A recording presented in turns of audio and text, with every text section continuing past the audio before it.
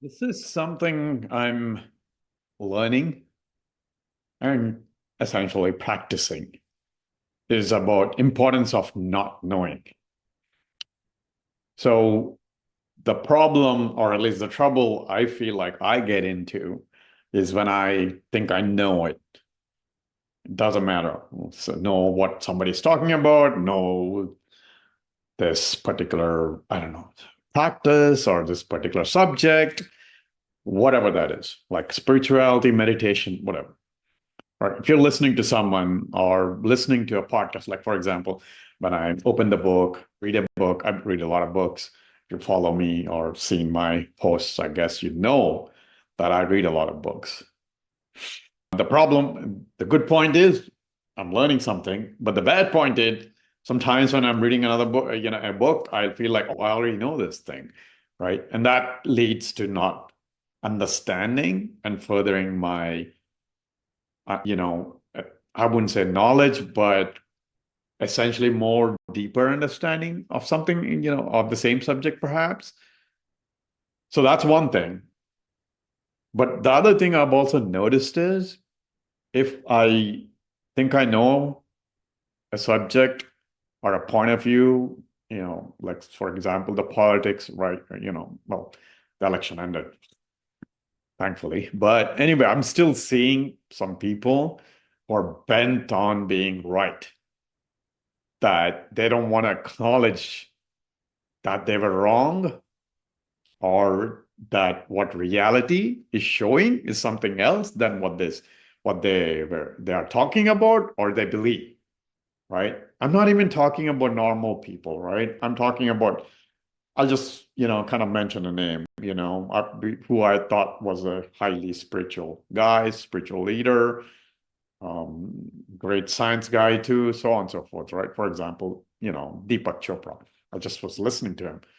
And then it kind of blew my mind, what he was perceiving versus what was the facts, right?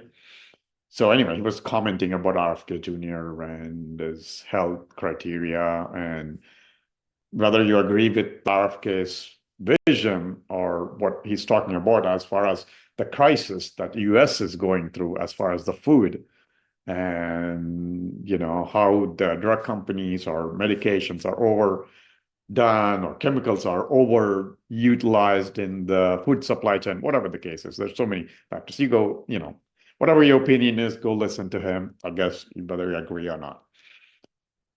But anyway, the for example there was like he was like saying, hey, RFK, essentially RFK Jr. is not accurate or waffles in between. And he was giving an example of RFK Jr. eating something, but clearly the picture that was posted was something he wasn't thrilled about. At least that's how I saw it, right? Versus how he was seeing, Deepak Chopra was seeing was completely different perspective, right? And that kind of like blew my mind. Like, hey, here is this guy.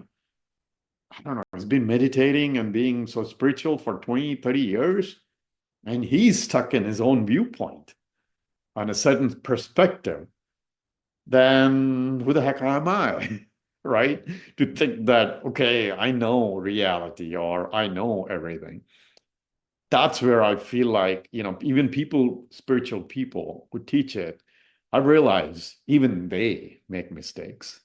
Even they sometimes are not humble enough to not know.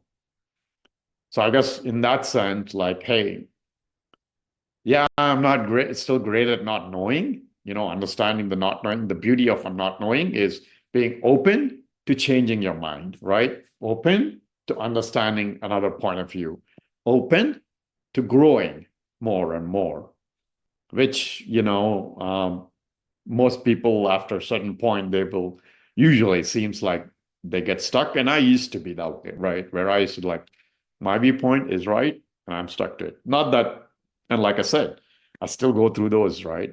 Constantly. It's not like, any viewpoint, I'm not sometimes in the thought process that I know it. So that's what I'm one of the new practices I am trying to implement or keep like learning it, have awareness of it, and maybe get better at it as I go along is that not knowing part. Because the beauty of not knowing is being open to what's being revealed in front of you, or whatever the things are being shown to you, whatever you see, whatever being said. If we go from the point of view of not knowing, then we're open to whatever is being shown or reality versus the way, because our minds, our brain sees whatever we have programmed into it. Not we, I mean, whatever is being programmed, right? We don't consciously program things most of the time anyway. It's subconscious, like something's happened and it's recorded. And then we kind of see the same things and the brain makes, essentially our brain mind kind of sees whatever it wants to see and it finds proofs for that. That's the issue with most of us is when we go into certain dogmatic point of view, it's not, the most of the time, or I'm not saying it's 100%, time, because, I've seen it where it's reality, it's multiple proofs, then it's the reality, right? That's what I'm trying to get into, where like I don't see one or two, not stuck in my own echo chamber, essentially. So always seeing my point of view, being open to other points of view. And if they make sense in multiple angles, then that's reality as far as where the world we live in, right? Doesn't mean the actual real reality, but at least the world in the confines of the uh, physics laws and everything we're living in, that's the reality at that point. Right? That's what I mean, right now I understand anyway, like because real reality is nobody knows. Right? But we have certain rules, laws, physics, everything within the confines, and that's real. That's how we live, right? We can't just go and willy-nilly, oh, I just don't believe reality exists, and then do whatever, and then you get the results, right?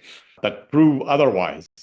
So you just work within the, I guess the laws of whatever we're living under. And then when those things prove out, multiple sources, at least that's how I am thinking, is that's when you say, okay, yeah, that makes sense, but that might change in the future, right? So being open and being not in the mindset of not knowing, I think is a big gift, not only for ourselves, perhaps the people we're dealing with. Anyway, that's my view. Those are my thoughts. So, hey, if you guys think otherwise, share those, what you think about that.